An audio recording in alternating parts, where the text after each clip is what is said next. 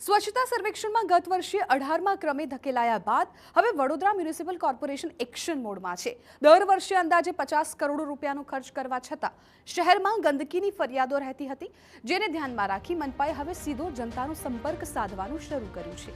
મહાનગરપાલિકાની IT team દ્વારા રોજ 1000 નાગરિકોને ફોન કરવામાં આવે છે અને જે તે વિસ્તારમાં સાફ સફાઈ થઈ છે કે નહીં તે પૂછવામાં આવે છે। મિલકત વેરાના ડેટા અને ઓનલાઈન ફરિયાદોના આધારે અત્યાર સુધીમાં 80,000થી વધારે નાગરિકોનો સંપર્ક કરવામાં આવ્યો છે। શહેરીજનોને પૂછવામાં આવે છે કે તમારે ત્યાં ડોર ટુ ડોર કચરો લેવા વાહન આવે છે, રસ્તા પર સ્વચ્છતા જળવાય છે। આ તમામ સવાલો પૂછવામાં આવી રહ્યા છે। નાગરિક પોતાની સોસાયટી, પોતાના ઘરની આજુબાજુના એરિયાના જે બદલાવ છે એ વિશે આપણને પ્રતિભાવ આપે છે અને એમના ત્યાં કોઈ નાની મોટી મુશ્કેલી હોય તો એ ખાસ કરીને જણાવે છે। અને ખાસ કરીને આ કોલ કર્યા પછી જેમને કોલ કર્યા હોય એ કોલ નંબર ફરી પાછા અમે વોર્ડ ઓફિસરને આપીએ છીએ, એટલે એમનું ફોલોઅપ લે છે। એમણે જે ફરિયાદ બતાવી છે એ ફરિયાદ દૂર થઈને પછી એમને કોલ કરે છે સામેથી, તમે જે ફરિયાદ કરી હતી એ દૂર થઈ છે, તો એ રીતે એનું ફોલોઅપ લેવાનું મિકેનિઝમ પણ આપણે સ્ટાર્ટ કર્યું છે, જેના ખૂબ સારા પરિણામ આપણને મળી રહ્યા છે।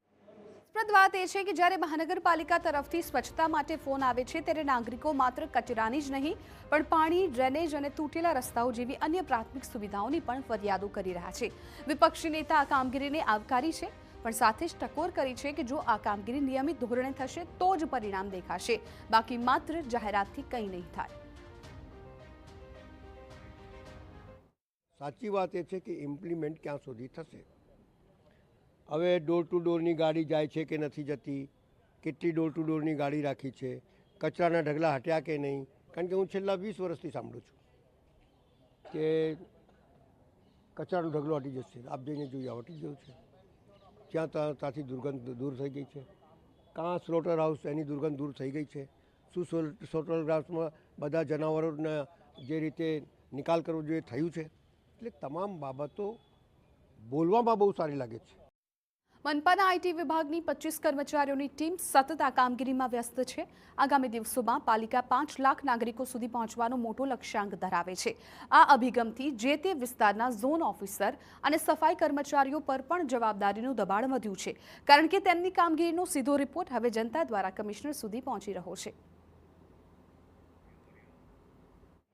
સ્વચ્છતા સર્વેક્ષણમાં પાછળ ધકેલાયેલું વડોદરાને આગળ લાવવા માટે પ્રયત્નો શરૂ કરવામાં આવ્યા છે। અગાઉ પણ જે રીતે કામગીરી કરવામાં આવતી હતી તેની અંદર એક નવી કામગીરીનો સમાવેશ કરવામાં આવ્યો છે।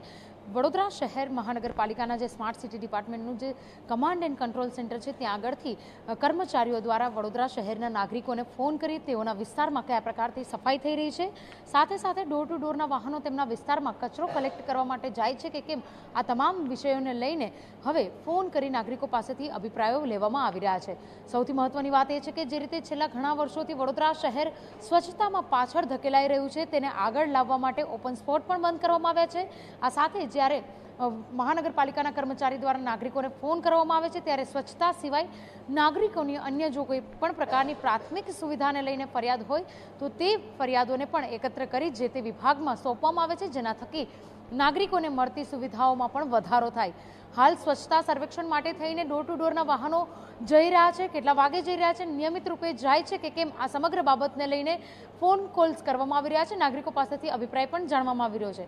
પરંતુ આ તમામ બાબતોની વચ્ચે વડોદરા મહાનગરપાલિકા સ્વચ્છતા સર્વેક્ષણમાં આગળ આવે છે કે પછી જે રીતે નંબર પર પહોંચ્યું છે તેનાથી પાછળ ધકેલાય છે તે જોવું પણ તેટલું જ અગત્યનું રહે છે। કેમેરા પર્સન રોહિત ગોયલ સાથે અંજલિ ઓઝા, TV9 વડોદરા।